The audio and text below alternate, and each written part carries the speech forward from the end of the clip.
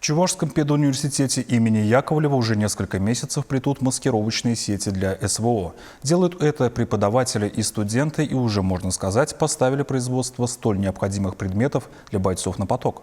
На передовую уже отправили 47 камуфляжных сетей. Как их создают, увидела наша съемочная группа.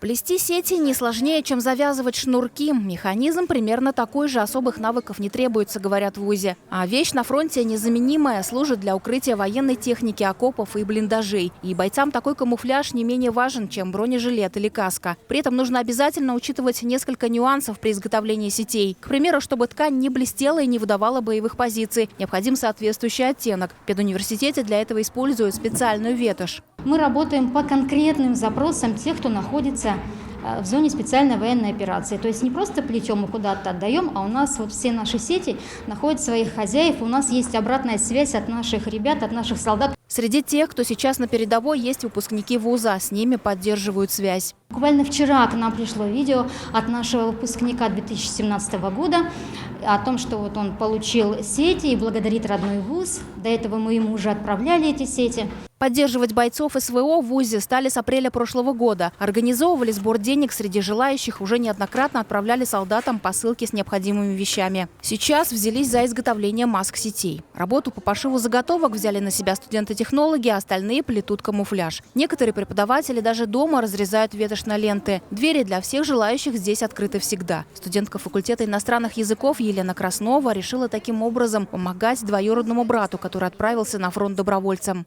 Я сюда прихожу каждый раз, когда у меня есть свободное время. То есть пару раз в неделю я здесь точно бываю, провожу здесь несколько часов. Тут даже говорят, во время недавнего отпуска бойцы СВО приходили и оценивали работу. Маскировочные сети одобрили. Начинали с размеров 3 на 3 метра, сейчас уже перешли на площади повнушительнее – 3 на 9. В свободное от учебы время я прихожу сюда, чтобы помогать нашим бойцам. Работа несложная, каждый справится. Сейчас во время сессии для большего удобства работу над сетями распределили между факультетами, чтобы студенты не отвлекались от зачетов и экзаменов. Наталья Егорова, Надежда Александрова, Виктор Степанов. Вести Чувашия.